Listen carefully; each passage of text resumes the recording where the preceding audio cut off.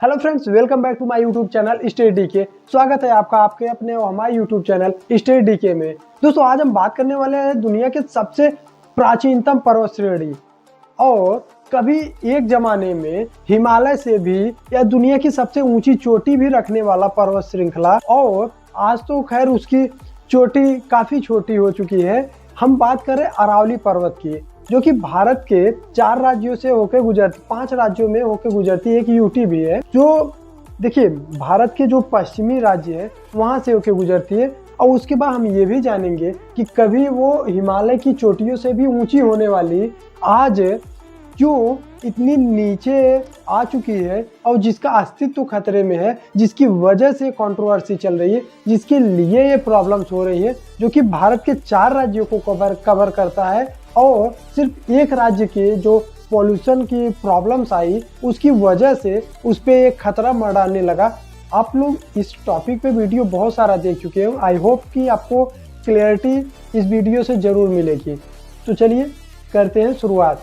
सबसे पहले हम लोग जानते हैं कि ये अरावली पर्वत की इतिहास क्या है। देखिए, अरावली पर्वत श्रृंखला दुनिया की सबसे प्राचीनतम है। इसका पता कोई कैसे लगा सकता है? और इसकी एज अगर आप एक्चुअल में जानना चाहेंगे 3.5 से 4 बिलियन ईयर तक, मतलब अरब साल तक है। 3.5 से 4 अरब साल तक इसकी आयु मानी गई है। किसी भी पर्वत, पहाड़ या किसी भी चीज़ की आयु अगर मापी जाती है वो कार्बन डेटिंग के हिसाब से, कार्बन डेटिंग के जरिए मापी जाती है। ये तो अलग ही टॉपिक है, ये बस जानिएगा कि इसकी वजह से मापी जा सकती है।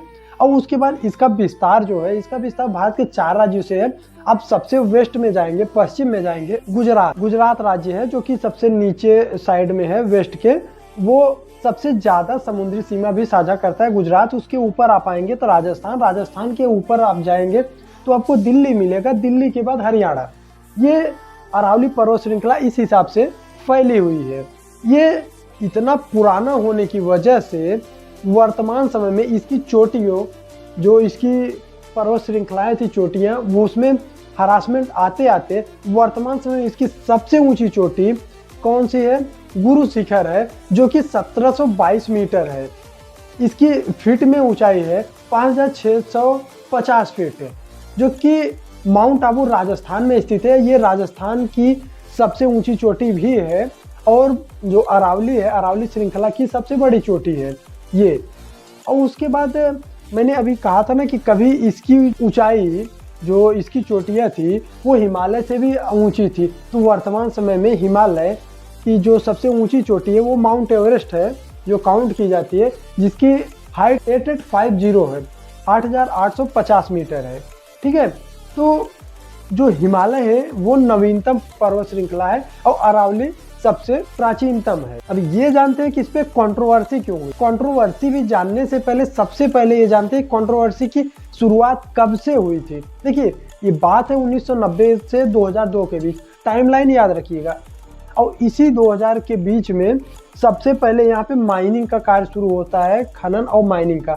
अब आप कहेंगे कि ये माइनिंग क्यों किया जा रहा था? क्योंकि ये पर्वत श्रृंखला इतना प्राचीनतम है कि यहाँ पे जब चेक किया गया, जैसे वहाँ पे चेक किया जाता है कि क्या यहाँ पे किसी चीज़ की संभावना है, तो संभावना जो देखा गया, तो सबसे पहले तो किसी भी पर्वत श्रृंखला की माइनिंग के लिए सबसे पत्थर के लिए यूज किया जाए, जैसे संगमरमर का पत्थर हो गया, या फिर नॉर्मली रोड पे यूज करने के लिए पत्थर को यूज किया जाता है और सारी चीज़ों के लिए किया जाता है। लेकिन अरावली को लेके इतना एक्साइटमेंट होना ये सबसे ज़्यादा कारगर इसलिए बनाता है क्योंकि अरावली में ये माना जाता है कि सबसे अधिक सोना पाया जाता है। मतलब अगर वहाँ पे माइनिंग होगी तो वहाँ पे सोना बहुत ही प्रचुर मात्रा में मिलेगा और भी सारे तत्व जैसे तांबा वगैरह मिलेगा, तो इसलिए उस पर ज़्यादा फोकस है। और 1990 में इसकी माइनिंग जो शुरू हुई थी ना, सबसे पहले वो तांबे के लिए ही हुई थी। और ये माइनिंग सिर्फ 1990 में ही नहीं, बहुत से पहले 1990 से लेकर 2002 के बीच ये सारे मैटर चलते हैं, माइनिंग होती है। 2002 में इसके खिलाफ, जैसे जलवायु संरक्षण के लिए जो संस्थाएं हैं, उन्होंने इसके खिलाफ आपत्ति जताई कि जो अरावली है वो हम लोगों के लिए सिर्फ एक पर्वत या पहाड़ नहीं है, ये इकोलॉजी है उसको सेव करने के लिए भी एक जरिया है। तो इसके लिए जब पिटीशन दायर किया गया तो उस हिसाब से वो उस टाइम पे तो उस पर स्टे लगा दिया गया था, लेकिन माइनिंग और खनन नहीं रुका था। कोर्ट के द्वारा उस पर स्टे लगाया गया था कि यहाँ पे कोई माइनिंग खनन नहीं होगा, लेकिन माइनिंग और खनन गुप्त रूप से होता रहा। लेकिन कभी इस चीज की डेफिनेशन नहीं दिया गया था। अरावली पर्वत श्रृंखला के लिए ये डेफिनेशन नहीं दिया गया था कि एक्चुअल में अरावली है क्या। देखिए, मैंने पहले ही कहा था कि अरावली का क्षरण होते होते, मतलब अरावली का जो पर्वत है वो कटते कटते अभी बहुत ही पठारी भाग में आ चुका है, काफी कम हाइट हो चुकी है एक्चुअल और पहाड़ की अपेक्षा। तो उसको एक डेफिनेशन की जरूरत थी। ये डेफिनेशन का मैटर कब से शुरू हुआ? ये डेफिनेशन का मैटर शुरू होता है जब हरियाणा गवर्नमेंट ये कहती है कि जो अरावली राजस्व वसूली में नहीं आता हो, जो वन, वो अरावली मानी ही नहीं जाएगी। इस पे जब आपत्ति होती है तो वहीं से परिभाषा की बात शुरू होती है कि एक्चुअल में अरावली पर्वत जो उसकी परिभाषा एक्चुअल में क्या है। फिर वहां से ये प्रॉब्लम क्रिएट होती है, बात चलती जाती है। क्योंकि देखिए, मैंने पहले ही बोला ये 4 राज्यों में विस्तृत है। पहला गुजरात का अपना अलग ही नियम था कि वो अलग ही प्रकार की अरावली मानती थी, राजस्थान अपने अलग तरीके की अरावली मानती थी, और दिल्ली अलग तरीके से, और हरियाणा अपनी तरीके से। तो इस पे लेके ज्यादा डिबेट चला। फिर कोर्ट में दोबारा से मैटर गया, तो सुप्रीम कोर्ट ने 2024 में एक निर्देश दिया और बहुत सारे लोगों को उस पर बैठाया कि इस पे आप चेक कीजिए कि एक्चुअल में अरावली की परिभाषा क्या हो सकती है। उस कमेटी ने सुझाव दिया कि अरावली उसी पर्वत श्रृंखला को माना जाएगा जिसकी हाइट कम से कम 100 मीटर हो और जो 2 पहाड़ियों के बीच में गैप 500 मीटर की हो। देखिए, बात यहाँ पे आती है ना कि मैंने कहा कि उसके जो परिभाषा दिया गया, डेफिनेशन, वो दिया गया 100 मीटर हाइट और एवरेज हाइट उसकी 300 से 400 मीटर है।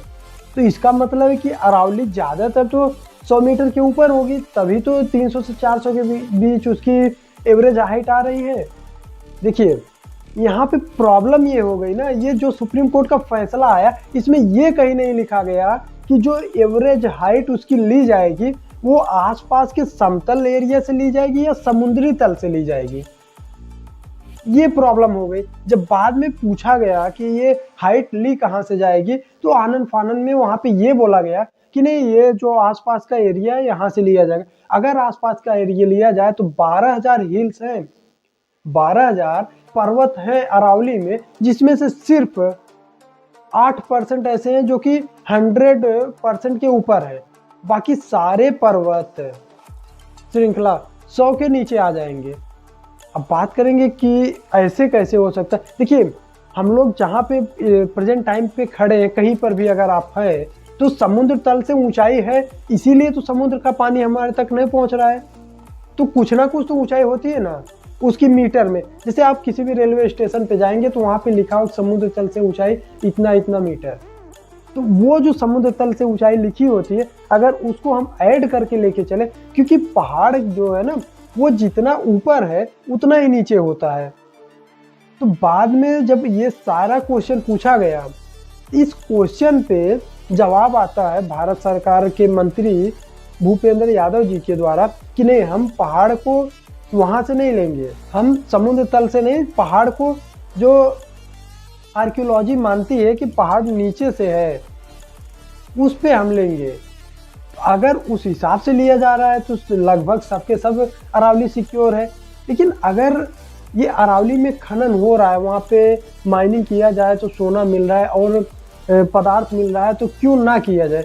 देखिए, क्यों ना करने का कारण सबसे बड़ा ये है कि अगर हम अरावली में खनन करेंगे, अरावली को नष्ट करेंगे, तो सबसे पहले तो आप प्रकृति के साथ छेड़छाड़ कर रहे हैं। प्रकृति के साथ छेड़छाड़ करना कितना खतरनाक होता है ये उत्तराखंड में कई बार देखा जा चुका है, और भी बहुत सारे देशों में इस चीज के बारे में बहुत ही अच्छे से देखा जा चुका है।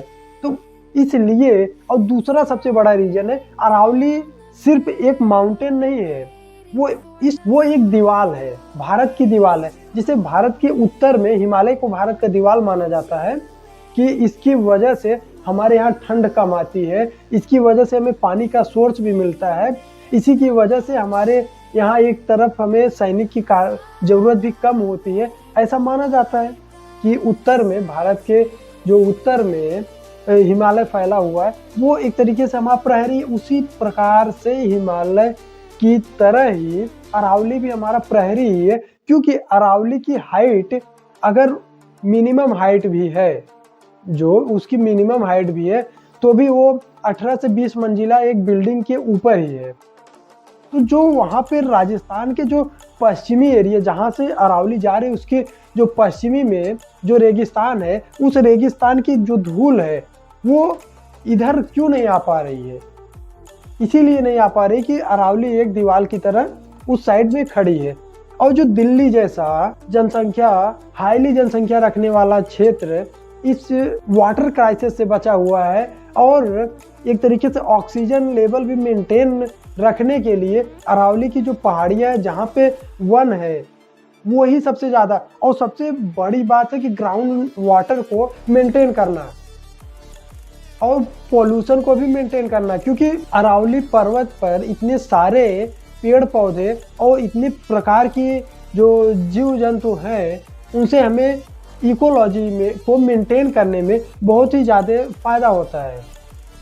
अब निष्कर्ष पे आते हैं कि इसमें हुआ क्या है। तो देखिए, निष्कर्ष की बात यह है कि हम नहीं, पूरे देश या पूरी दुनिया ये चाहेगा प्रकृति के साथ छेड़छाड़ बिल्कुल ना किया जाए। बीइंग अ इंडियन, एक इंडियन होने के नाते हम भी यही चाहेंगे कि अरावली पे कोई आँच ना आए। जो कुछ पत्रकार ये कह रहे हैं कि अरावली की वजह से दिल्ली में पॉल्यूशन है, तो ये बेवकूफ़ी वाली बात है। अगर आप 2023 की बात देखें तो आप किसी सरकार से ये बात पूछते थे कि पोल्यूशन कम क्यों नहीं हो रहा है, और अगर सरकार बदल जा रही तो कोई पर्वत पोल्यूशन का जिम्मेदार कभी नहीं हो सकता। क्योंकि आप आज पैदा हुए बहुत होंगे 30 साल, 40 साल, 45, 50 साल के, लेकिन ये अरावली 3 से 4 अरब साल पुरानी है। क्या दिल्ली तब नहीं थी?